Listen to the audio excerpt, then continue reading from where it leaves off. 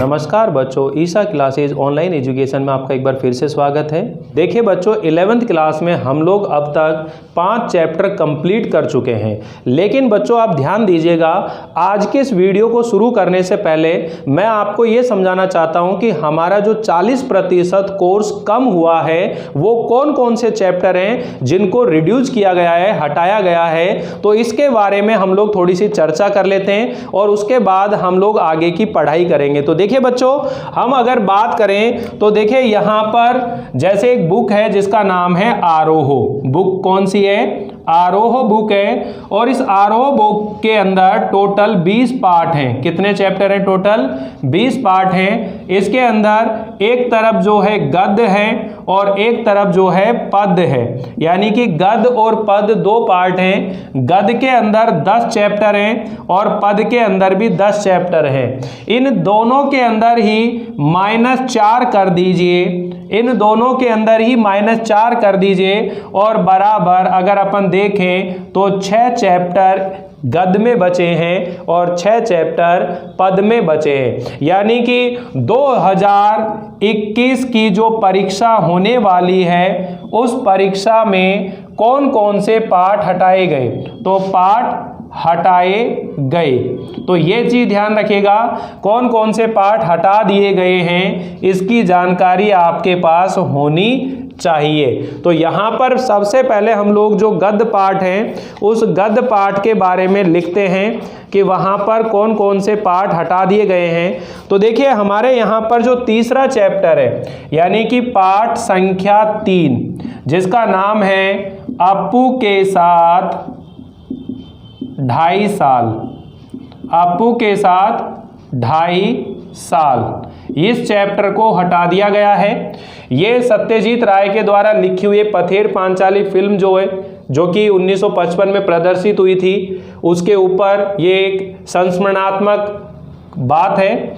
अगर हम बात करें पाठ नंबर 4, जिसका नाम है विदाई संभाषण, इसे भी हटा दिया गया है।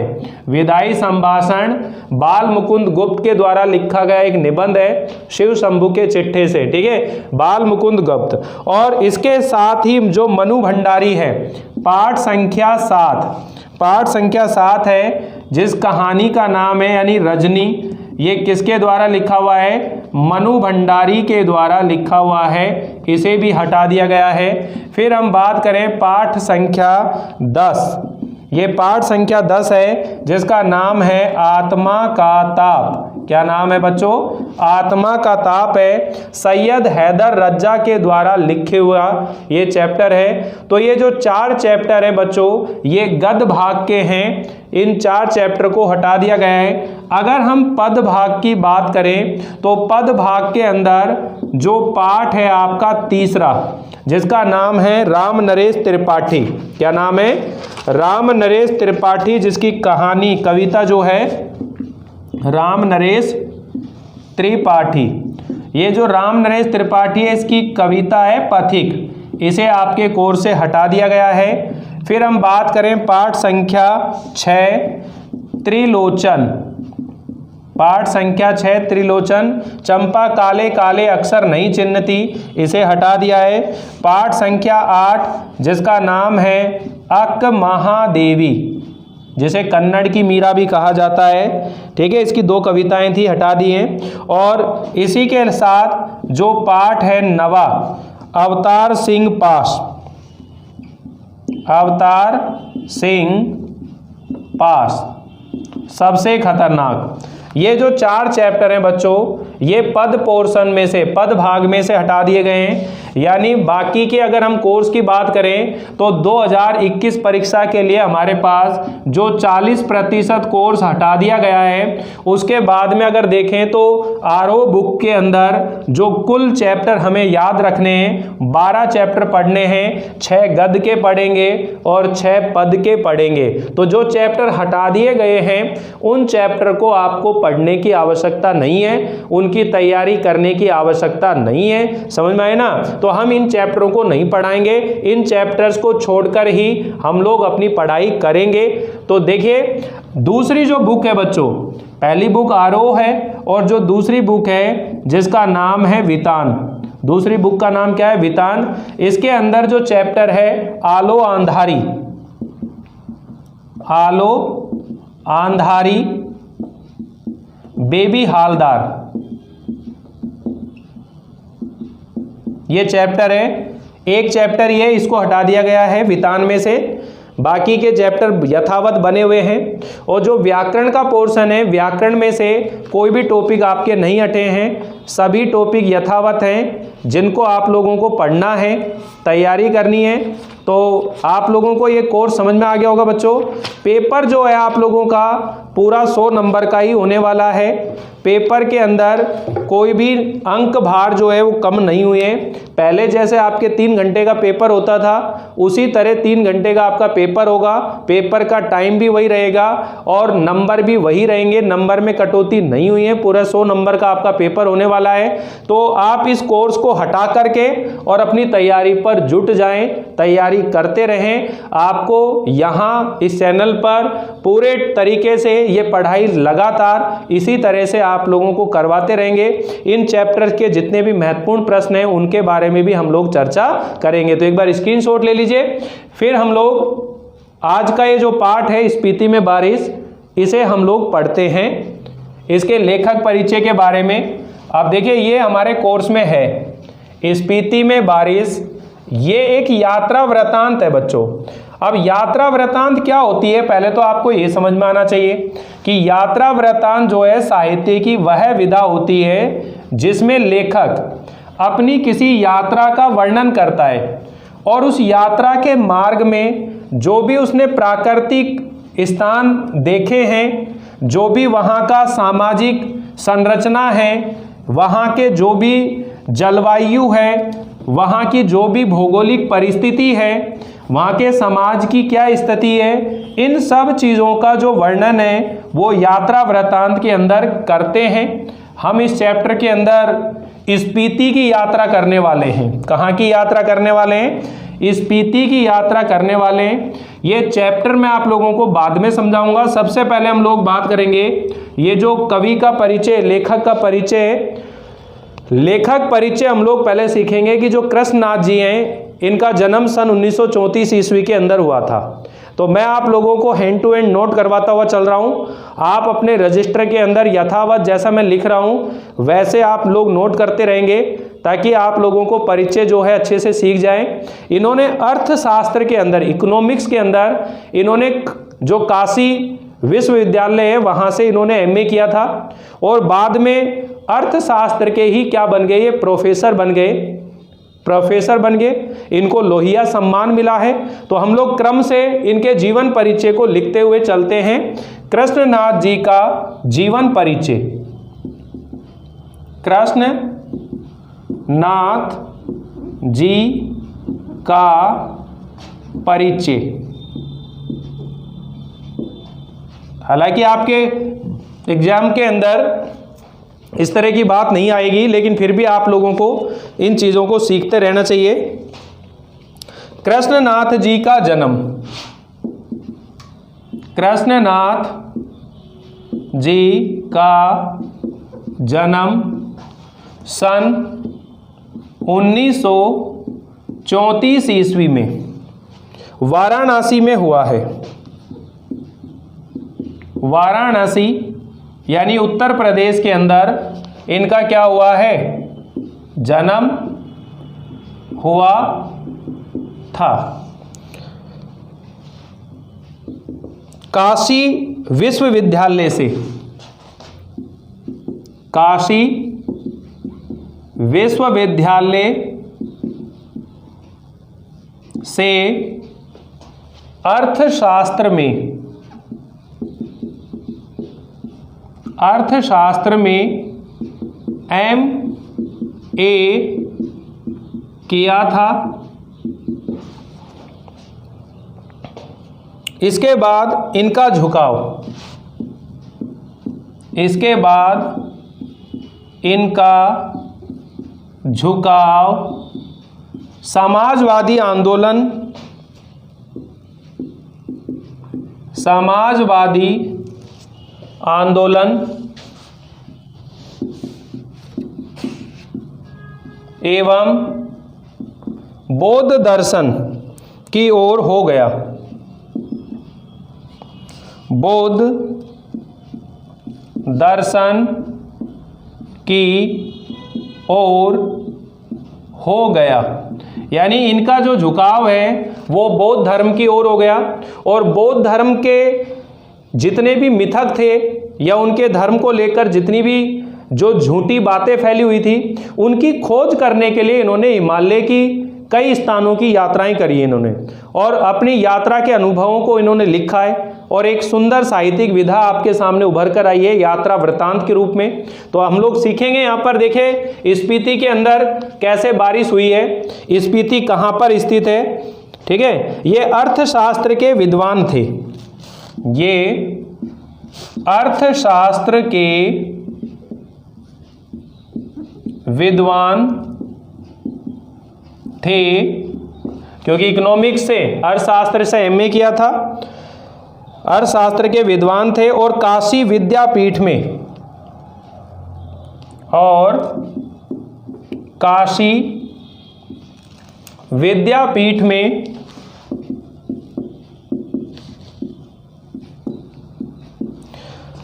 इसी विषय के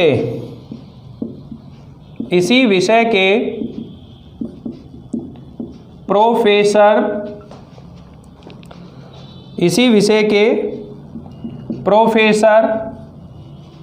रहकर अध्यापन कार्य किया।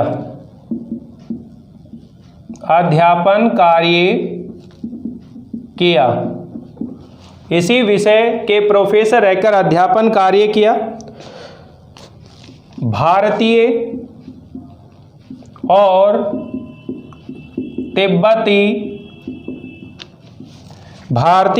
तिब्बती आचार्यों के साथ बैठकर, भारतीय और तिब्बती आचार्यों के साथ बैठकर उन्होंने नागार्जुन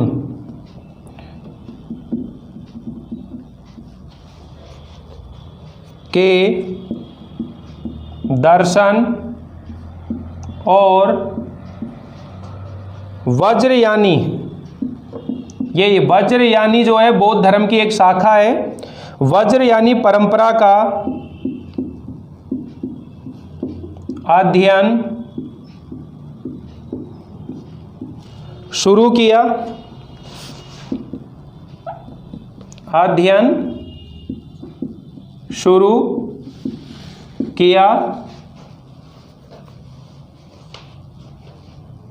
इसके साथ ही उन्होंने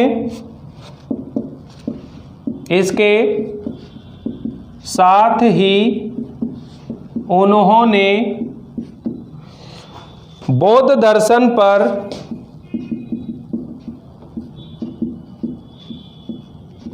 काफी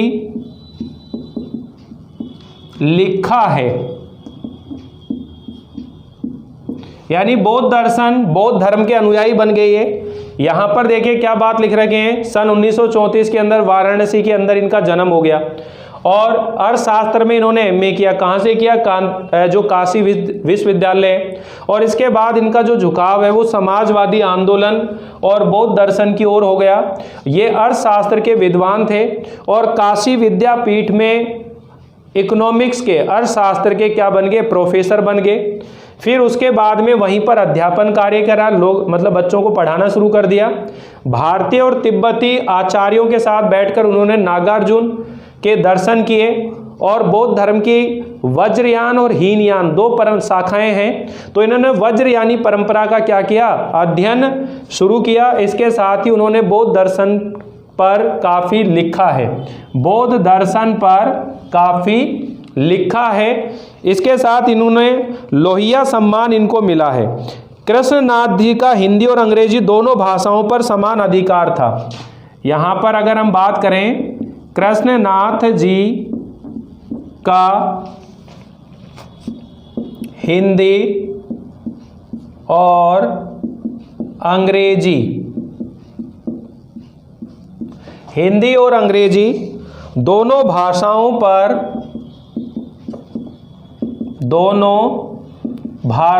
पर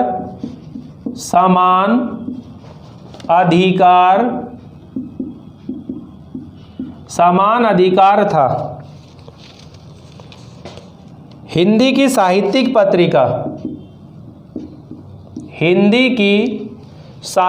पत्रिकाएं कल्पना, हिंदी की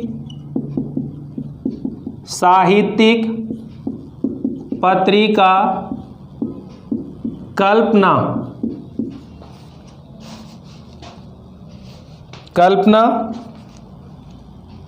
के संपादन मंडल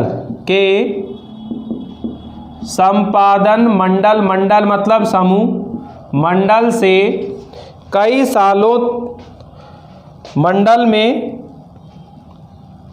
कई साल रहे, मंडल में कई साल रहे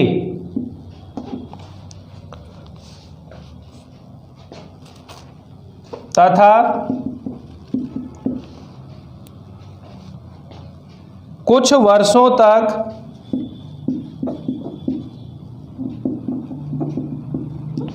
अंग्रेजी के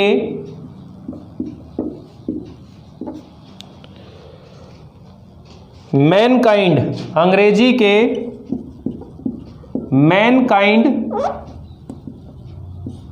पत्रिका का भी संपादन किया, मैनकाइंड का संपादन भी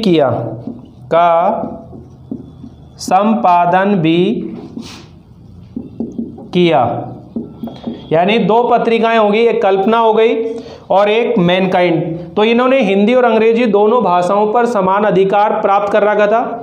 इन्होंने हिंदी की जो साहित्यिक पत्रिका थी जिसका नाम है कल्पना, और अंग्रेजी की जो पत्रिका थी जिसका नाम है मैनकाइंड, इन दोनों का ही संपादन कार्य इन्होंने किया है, ये चीज़ ध्यान रखनी है।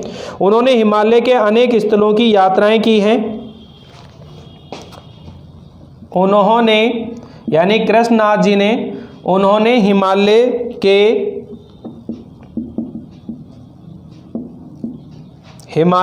अनेक स्थलों की यात्राएं की और उनके वृतांत मतलब वर्णन, उनके वृतांत रोचक शैली में लिखे।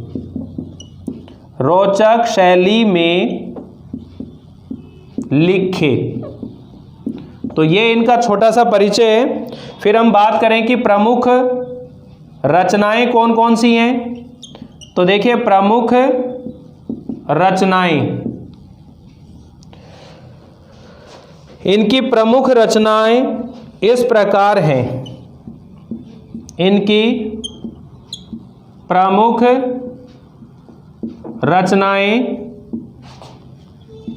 इस प्रकार हैं। कौन कौन सी हैं? लद्दाख में राग विराग, लद्दाख में राग विराग, लद्दाख में राग विराग, किन्नर धर्मलोक, किन्नर धर्मलोक, स्पीति में बारिश, स्पीति में बारिश, पृथ्वी परिक्रमा, पृथ्वी परिक्रमा,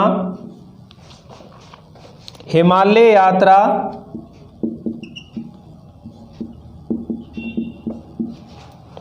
अरुणाचल यात्रा,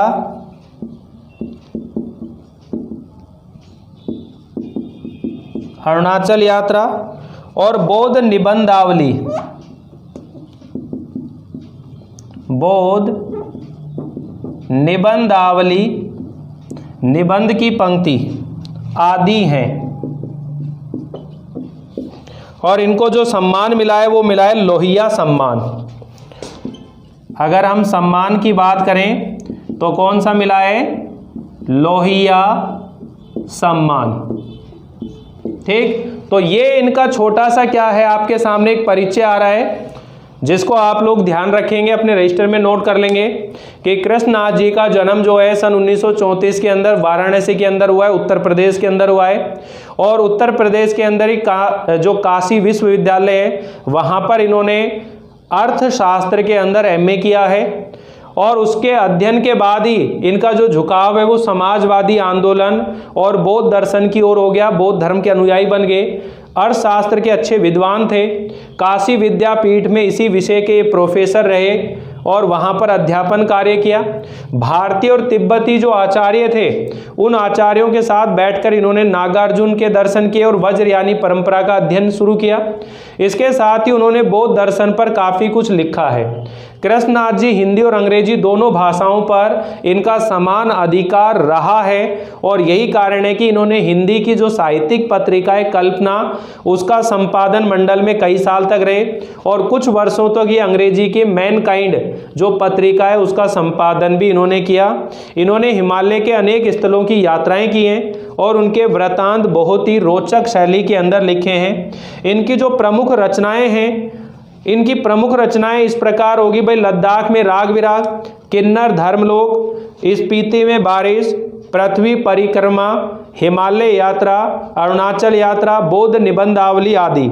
और इनको सम्मान मिला है, लोहिया सम्मान मिला है। और अगर हम बात करें इनका निधन, तो इनका जो निधन है, इनकी जो मृत्यु है उसके बारे में भी लिख लीजिए। 2016 के अंदर इनका जो निधन है बच्चों, 2016 ईस्वी में हुआ है इनका निधन। तो ये जो परिचय है इसका स्क्रीनशॉट ले लीजिए। फिर हम लोग इस चैप्टर को समझते हैं कि जो स्पीति में बारिश है आखिर इसका मतलब क्या है, कैसे आप लोग इस चीज़ को सीख सकते हैं। तो देखिए, स्पीति जो स्थान है इसके बारे में हम पढ़ रहे हैं। ये एक यात्रा वृत्तांत विधा है, तो इसे मैं मिटा देता हूँ, फिर मैं आपको सामने बोर्ड पर लिखकर समझाता हूँ। हम इस चैप्टर के अंदर ये पढ़ने वाले हैं कि जो स्पीति है वो हिमाचल प्रदेश के अंदर स्थित है। अब ये हिमाचल प्रदेश जो है बच्चों, ये कहाँ है ये आपको समझ में आना चाहिए। हमारे भारत का जो मैप है उसके अंदर अगर हम ध्यान से देखें कि भाई स्पीति आखिर है कहाँ, तो ये चीज़ आपको एक बार समझ में आ जाएगी कि हमारे हिमालय पर्वत जो है, यानी जहाँ तिब्बत, चीन, नेपाल की जो बॉर्डर लग रही है उस एरिया की हम बात कर रहे हैं। हिमालय जो है वो हमेशा बर्फ़ से ढका रहता है, क्योंकि वहाँ पर जो पहाड़ियाँ हैं उनकी जो हाइट है वो बहुत ऊंची होती है। तो ये जो स्पीति है ये हिमाचल प्रदेश में, हिमाचल प्रदेश स्टेट हो गया और हिमाचल प्रदेश के अंदर लाहुल जिला है। हिमाचल प्रदेश के अंदर जिले का नाम है लाहुल, और लाहुल जिले के अंदर ये जो स्पीति है एक तहसील है। लाहुल जिले के अंदर ये जो स्पीति है क्या है, एक तहसील है। स्पीति की जलवायु कैसी है, यहाँ की जनसंख्या कैसी है, कितनी है, यहाँ कौन कौन सी ऋतुएं होती हैं, यहाँ पर कौन कौन सी फसल होती है, यहाँ की जो भौगोलिक परिस्थिति वो कैसी है, यहाँ के लोगों का जनजीवन कैसा है, ये सब बातें जो हैं हम लोग इस चैप्टर में सीखने वाले हैं। और देखिए, यात्रा वृत्तांत जो विधा होती है बच्चों, उसका लिखने का उद्देश्य भी यही होता है कि जो पाठक है वो ऐसे स्थानों से परिचित हो जहाँ पर वो कभी गया नहीं है, जिनके बारे में उसने कभी सुना नहीं है।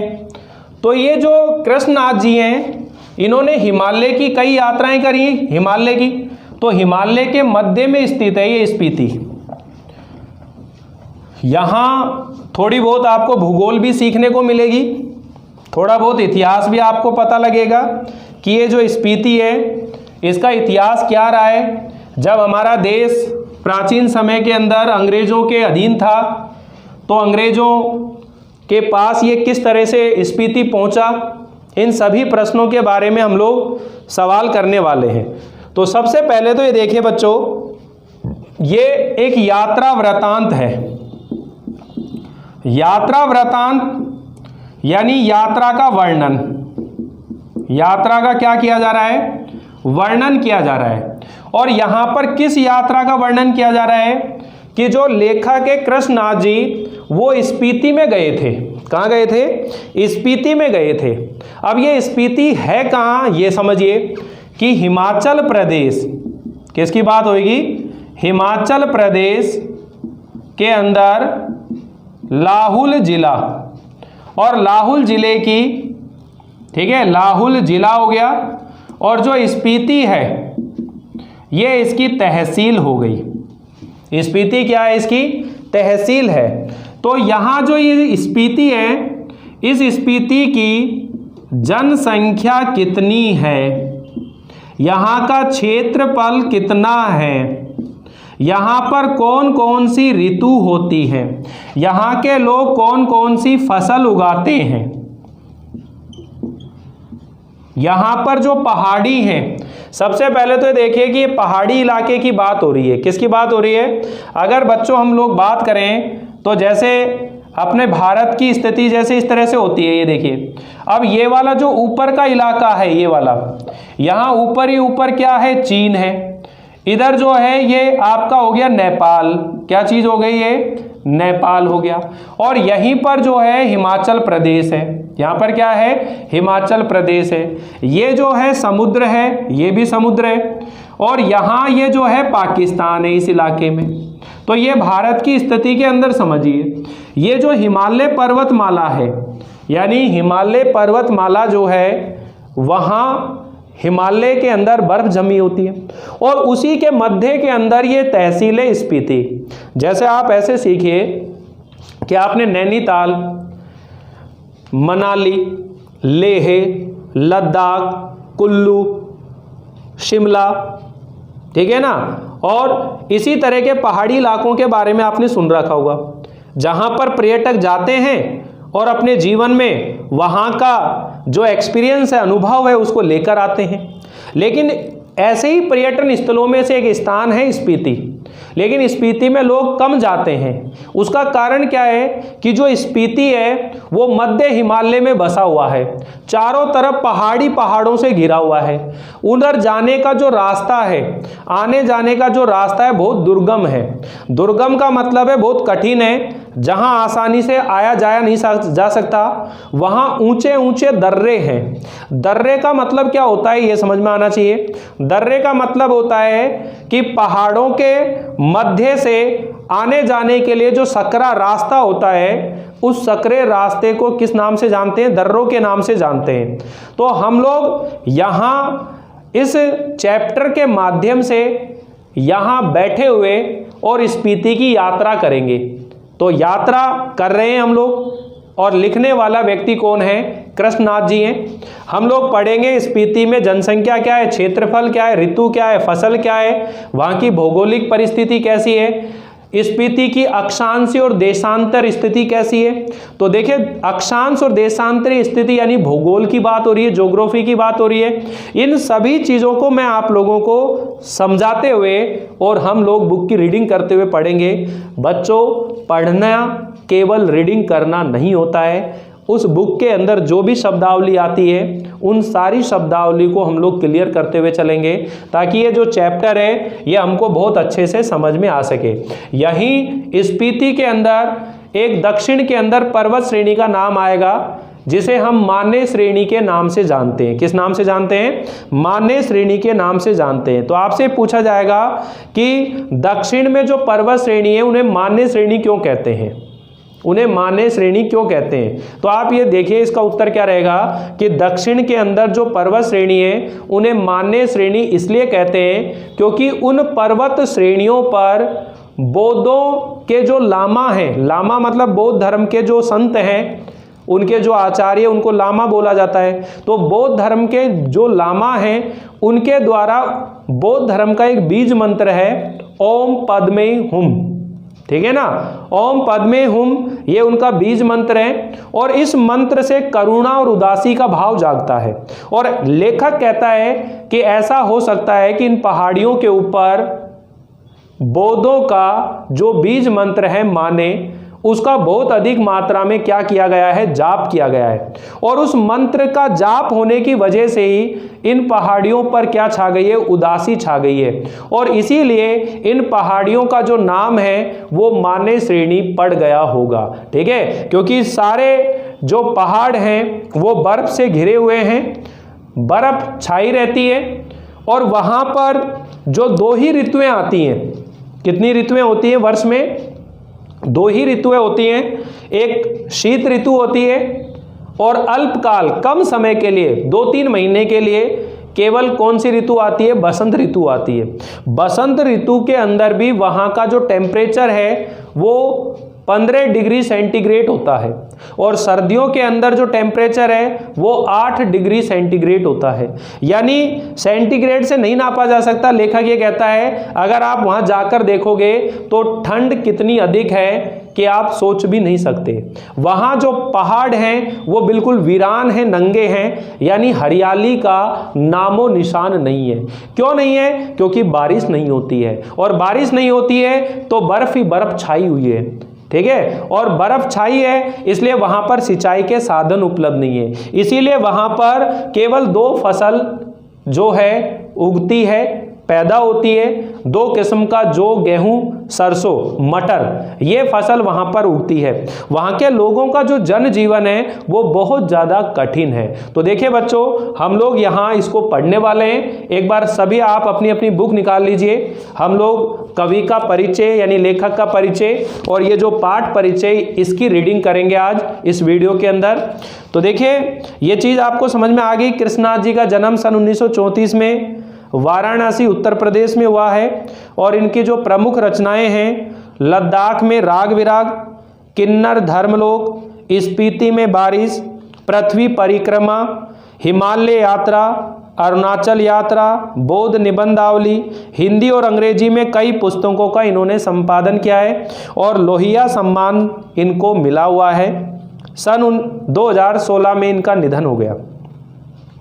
कृष्णनाथ जी के व्यक्तित्व के कई पहलू हैं, उनकी पर्सनैलिटी के कई पहलू हैं। काशी हिंदू विश्वविद्यालय से अर्थशास्त्र में एमए करने के बाद इनका जो झुकाव है वो समाजवादी आंदोलन और बौद्ध दर्शन की ओर हो गया। बौद्ध दर्शन में उनकी गहरी पैठ मतलब विश्वास था बौद्ध धर्म में। वे अर्थशास्त्र के विद्वान हैं और काशी विद्यापीठ में इसी विषय के प्रोफेसर भी रहे। अंग्रेजी और हिंदी दोनों भाषाओं पर उनका अधिकार है और दोनों की पत्रकारिता में भी उनका जुड़ाव रहा है।